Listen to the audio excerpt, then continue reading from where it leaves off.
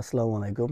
আজকে আপনাদেরকে একটা জিনিস দেখাবো, যেটা দেখে আপনারা অনেকটা অবাক হয়ে যাবেন যে আসলে ইতালির মতন একটা দেশে যে গরিব মানুষ থাকে, কিংবা আগে গরিবের বসবাস ছিল, এমনটা ছিল যে এখানে, সেটা অবিশ্বাস্য। তো এখনও কিছু গরিব লোক আছে কিংবা গরিব মানুষ আছে, এরা এখন ওখানে থাকে। তো এই যে দেখেন আমার পাশে আমাদের দেশের মতন যে টিনের ঘরবাড়ি, সেই টিনের ঘরবাড়ির মতনই এটা একটা টিনের বাড়িঘর। মানে বেশি মানুষ থাকে না। এই যে দেখেন টিনের ঘরবাড়ি। এখানের মানুষ বেশিরভাগই অঞ্চলের মানুষ, এখানকার মানুষ, এই অঞ্চলের মানুষগুলো বেশিরভাগই গরিব। তো এরা গরিব বলতে এই মানে এদের এখানকার একটা আছে, মানে এটা কি বলে, এই ওই আমাদের দেশের মতন যে রাঙামাটি, খাগড়াছড়ি, বান্দরবনের যে উপজাতি আছে, এদের মতন কিছু উপজাতি এখানে বাস করে। ইতালিয়ানই, তবে এরা কিছু উপজাতি যারা একেবারে ইতালিয়ান না। তো তারা হয়তো গরিব, এই বিভিন্ন ছোট ছোট পেশায় থাকে। তো তারা এখনও এইসব অঞ্চলে থাকে।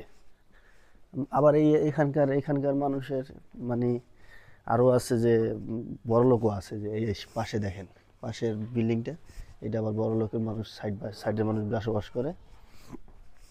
তো এখানকার মানে এইসব জিনিস ট্যুরিস্টরা বেশিরভাগই এইসব এলাকায় আসে ভিজিট করতে লিগে, দেখতে লিগে, যাদের চলাফেরা এই ঠিক। আর এরা মানে এইসব অঞ্চলের মানুষগুলা এই মাছ ধরে, তারপরে এই আপনার ফল টল বিক্রি করে, কৃষি কাজ করে, এগুলোই করে। কিন্তু এদের সাথে কথা বলে দেখলাম যে ওরা বলতেছে যে আমরা আমরা আসলে ইতালিয়ান, তবে আমাদের ওই উপজাতি, যেটা আমরা বলি উপজাতি, এই উপজাতির লোকগুলো এখানকার মানে এখানকার এখানকার এলাকায় বাস করে। তো ভালোই লাগলো যে আসলে আমরা আমরা শুধু ভাবি যে আসলে ইতালি সব ধনীর এলাকা, ধনীর দেশ, টাকা পয়সা সবারই আছে। কিন্তু না রে ভাই, আমাদের মতনও গরিব এই ইতালিতে বাস করে যারা ইতালিয়ান। তো এখানকার ঘর বাড়িগুলো একেবারেই মানে মানে ভাঙাচুরা, কি একটা পরিবেশ, তারা থাকতেছে এইভাবে। তো দেখা ভালো লাগলো, আবার কষ্টও লাগলো যে এত বড় একটা শহর, এত দামি একটা দেশ, যা মানুষ আগে এই সবাই মনে করে সবাই মানে কি বলে এটাকে ধনী, কিন্তু আসলে ধনী না, সবাই ধনী না। কিছু কিছু বড় লোক আছে, কিছু কিছু গরিবও আছে। তো ভিডিওটা এই পর্যন্তই। ভালো থাকবেন। আল্লাহ হাফেজ।